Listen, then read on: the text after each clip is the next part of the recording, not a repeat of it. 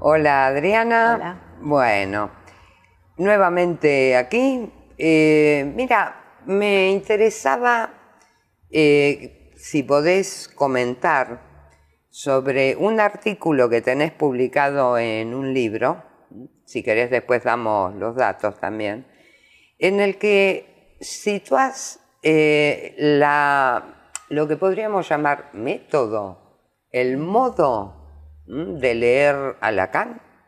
Y hasta me atrevo con eso, de preguntarte si Bien. hasta podemos pensarlo como método, ¿no? Sí, sí, la verdad que sí. Lo que pasa es que la idea era tuya de leer otro Lacan como método, pero la verdad que también leer a Lacan, a otro Lacan, como el de Alfredo Edelstein, pero Sí. también leer a Lacan podría ser pensado como un método, porque la lectura exige que nos ubiquemos en otro lugar, ¿no? O sea, nosotros estamos acostumbrados a leer desde la facultad o desde cualquier otro tipo de acercamiento a un texto para poder comprender, ¿no? Que cierre, que se llegue a una conclusión, que se llegue a una idea, que se entienda, ¿no? Es como la idea del conocimiento. Y lo que se juega acá es el saber, ¿no? Que no es lo mismo que el conocimiento, Claro. ¿no? O sea, a diferencia del conocimiento, el saber no es una correspondencia sujeto-objeto, ¿no? Como está planteado en la filosofía, ¿no?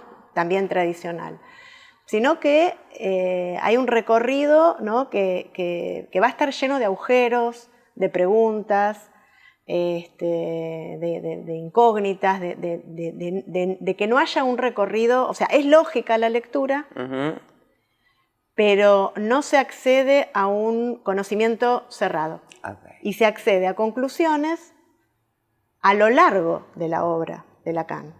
Porque él también entra a veces en contradicciones, hay conceptos que los explica de diferente manera y los define de diferente manera a lo largo de toda su obra, y uno también está acostumbrado a, no sé, inconsciente, esto, ¿no? Y acá hay por lo menos 5 o 6 definiciones de inconsciente, 5 o 6 definiciones de sujeto, ¿sí? Y así con tantas otras cuestiones. Entonces, pero no era esto, ¿no? Inconsciente no era esto, no, pero si era esto, no era esto. Bueno, pero eso tiene una lógica, porque tiene una lógica en relación a sus propias preguntas, a su propio recorrido, ¿sí? De desarrollos conceptuales. Entonces, esto implica que exige otra lectura, implica ubicarse en otro lugar, ¿sí? ¿Qué lugar? Yo me atreví a escribir sobre que el lugar del que lea Lacan se podría articular al lugar del analista. Ajá, bien, claro. Porque es una lectura lógica donde el lector interviene con sus preguntas y con sus propios recorridos, porque cuando uno lee tiene que ir acá, tiene que, no lo dijo acá, ir a otros libros, ir a otros textos, se hace preguntas que lo interpelan todo el tiempo, la lectura de Lacan, y también yo digo, esto es algo mío, que si uno estudia Lacan, piensa, se pregunta, funciona como un espacio de análisis, la lectura crítica. Ajá.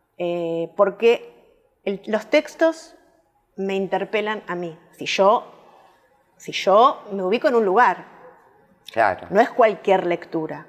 Por eso es ubicarse en un lugar determinado.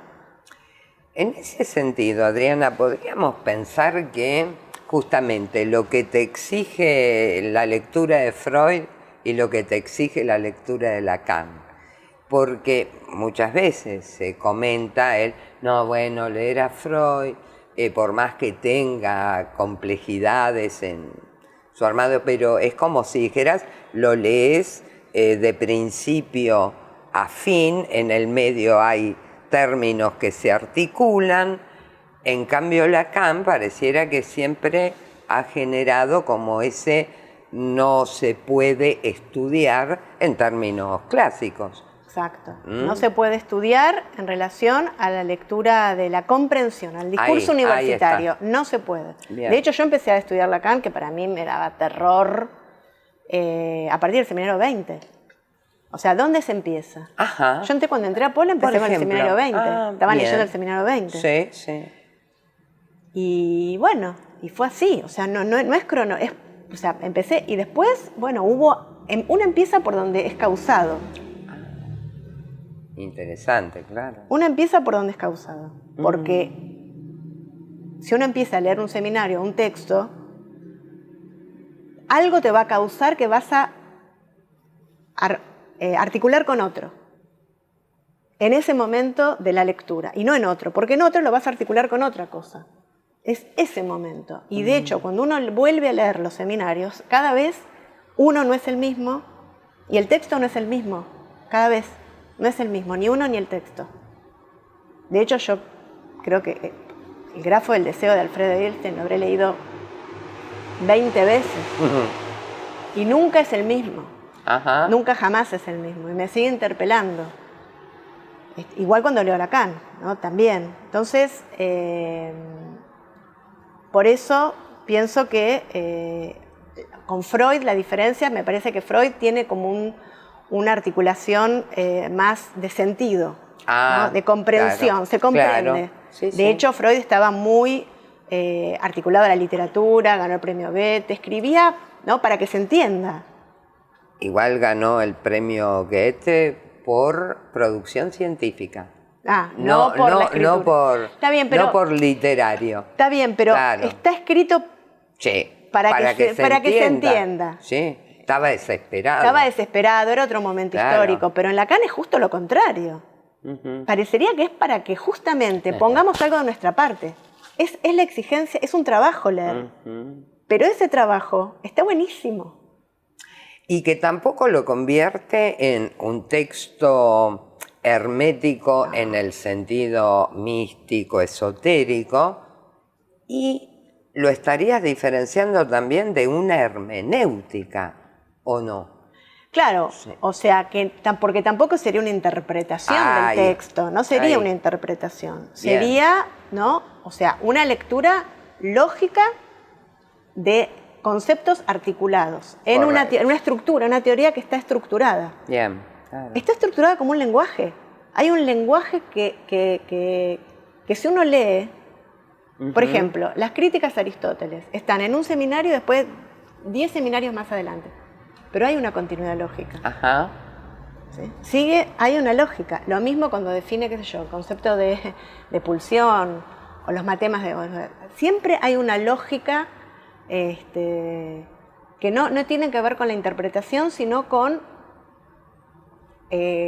articular conceptos en esa estructura lógica del pensamiento de Lacan. Es eso. Que a veces no se comprenden. Pero bueno, hay que estudiar. Claro. Y tampoco, es lo que dije antes, ¿no? Esperar entender todo. Capaz que uno entiende un poquito, ¿no? Un poquito, pedacitos, sigue estudiando, después entiende otra cosa, va a otro seminario, bueno, ¿no? Es como que es otra lógica, otra posición, ¿no? Del lector, muy parecida al analista. Claro. Porque en análisis, ¿qué pasa? También, o sea, el analizante trae pedacitos. Uno no entiende desde el principio. Trae pedacitos que uno va articulando, ¿no? Va despejando, va armándose hipótesis, las tiene, va articulándolos con los conceptos, con los conceptos teóricos, con todas las herramientas teóricas que nos brinda la teoría. Y después va entendiendo qué nos está queriendo decir el analizante. Pero también está lleno de agujeros y de preguntas, ¿no? Y bueno, pensaba, pareciera, el mismo Lacan en su momento así lo formula, que en general quien está, bueno, estudiando o escuchando a un hipotético maestro, entiende aquello de lo que ya está convencido, ¿no? Y sería entonces lo que nos planteás, que Lacan te convoca justamente ahí, a encontrarse con lo que rompe esa hipótesis, ese modo de conocimiento, y además de lo que nosotros ya sabríamos. Claro. Ajá. Rompe. Y es lo mismo que en la clínica. Claro, es lo mismo que en la clínica. Ah. O sea, por eso yo creo que esto que si fuera un método, es un método de análisis, Claro. leerlo. Porque en la clínica también nos encontramos con agujeros. ¿Qué es esto? ¿Qué es mi mamá o mi papá o mi hermano o mi jefe? ¿Qué quiere decir? No sé lo que quiere decir. Y con Lacan pasa lo mismo. Por eso leer a Lacan implica, es un trabajo. Es un trabajo como el del analista. Claro. Es un trabajo. O sea, hay que poner de nuestra parte. No es fácil. Pero ahí radica el interés. Sí, claro. ¿No? Justamente, ahí radica la pregunta. ¿No? Claro. Lo fascinante que es cuando uno empieza a entender esto, que hay otro método de lectura, hay otra posición que asumir. ¿Sí? Así que bueno, eso. Yo quería leer unos pedacitos del artículo que me parecen que están buenos. Dale. Bueno, dice, para leer a Lacan no hay que empezar por algún lugar específico ni llegar a otro. O sea, no hay algún orden evolutivo establecido. Por esas razones, el lector comenzará el recorrido causado por sus preguntas. La lectura estará orientada a armar redes significantes / conceptuales, estableciendo la lógica del entramado conceptual en su contexto. ¿De qué viene hablando? ¿Por qué dice esto? ¿Por qué lo dice o escribe así y no de otra manera? ¿No? Pero esto es lo mismo que con un analizante. Dice esto, pero dirá lo otro. Lo piensa así, pero ¿se puede pensar de otra manera? El valor de la lectura en esta posición permite leer los conceptos semitorsionados como una banda. Se espera que la lectura no sea lineal, o sea, un concepto detrás de otro. No esperamos eso. Ni evolutiva, sino topológica. La misma deberá ser estructural, en donde cada concepto funciona articulado, encadenado, anudado unos con otros, de la misma manera que se lee la trama discursiva en análisis. Por eso yo pensé esta posición. El texto de la obra de Lacan se mueve de manera semejante a cómo se mueve un analizante, moebianamente, tanto en su unilateralidad como por su semitorsión. El texto clínico es unilátero y tiene un solo borde, porque el analizante que habla o escribe se vuelve analista y hasta puede producir cortes e intervenciones en el que lo leo o lo escucha. Yo acá pensé que está el lector como analista y el texto como analizante, ¿no? Y que se pueden alternar, como pasa en análisis. Claro. Los dos lugares en el consultorio cambiarán de posición cada vez. El analista-lector pasará a ser analizante-texto y viceversa. En un análisis se entra por un lado y se sale por el mismo lado, pero distinto de cómo entró. Se espera que salga muy distinto de cómo entró. En el medio hubo una semitorsión que produjo un cambio. Esta lectura produce efectos que modifican y por lo tanto la posición / lectura / subversión se va modificando tanto en el lector como en el texto. Y para terminar esta partecita que dice, al leer a Lacan, ubicado desde esta posición, se produce una subversión, tanto del texto otro como del analista lector. Al leer el texto, con sus intervenciones, preguntas, retornos, esperas, el lector habilita a que se produzcan subversiones particulares en él mismo. El texto analizante se modifica al mismo tiempo que se modifica el lector. Cuando él se modifica o se mueve de lugar, el texto se ve modificado por sus intervenciones de lectura. Ubicados desde este lugar del saber, se verán modificados, desencontrados tanto el texto como el otro. Lo que es leído desde esta posición lo moverá de su lugar. Cambiarán sus preguntas y también sus intervenciones y maniobras sobre el texto.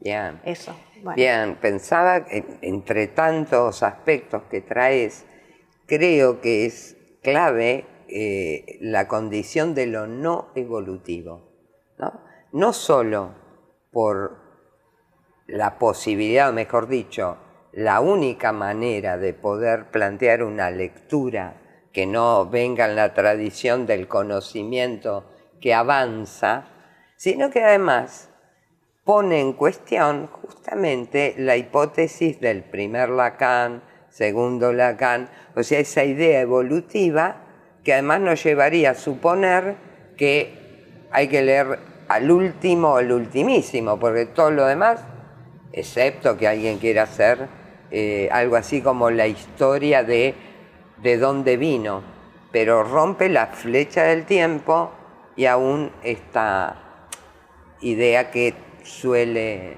escucharse como de un Lacan evolutivo. Claro.